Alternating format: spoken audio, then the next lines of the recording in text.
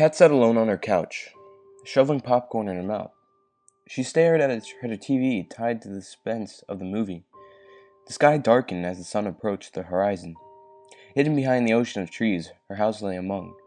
One lone tree stood in the center of her yard, visible through the living room window. A menacing presence filled the area, yet to make itself known.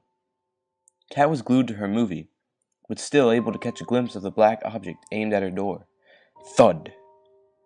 Kat jumped, startled by the unexpected disturbance, spilling the popcorn. What the hell? She whimpered, approaching the door. The doorknob was cold in her hand. Her heart pounded in her chest. The hinges squeaked as the door creaked open. A rush of cold air washed Kat's face as her eyes scanned the dim yard. Nothing could be seen. Nothing made a sound. She slowly shut the door and cleaned up the popcorn.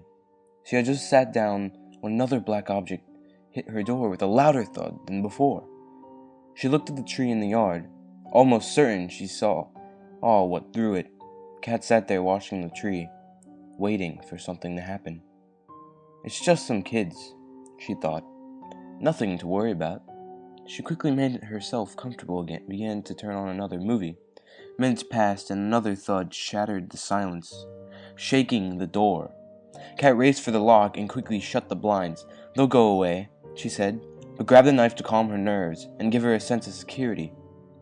Tap, tap, tap. She heard light pecking on the living room window. The pecking grew louder, faster. She froze there in place, staring at the windows as the tapping became more profound. She was afraid to investigate, but brave enough to stand her ground.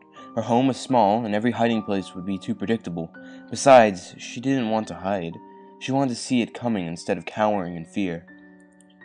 The tapping suddenly stopped. Kat slowly made her way to the door and put her back to it. A shadow eclipsed the light from the window atop the door.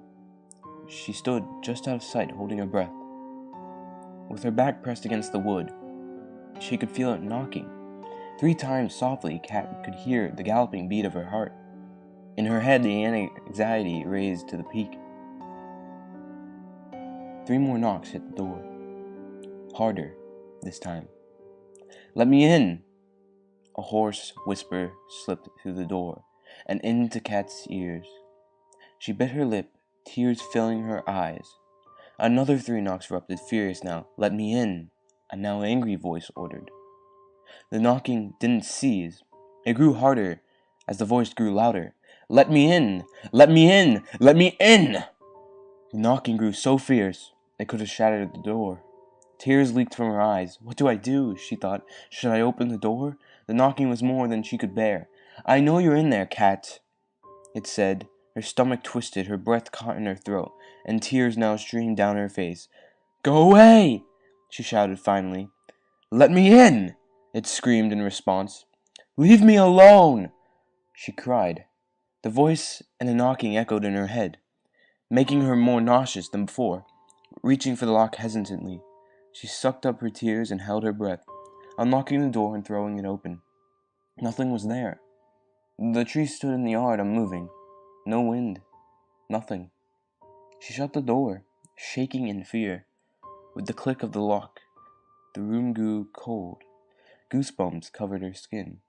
"Thank you for letting me in," a voice whispered behind her.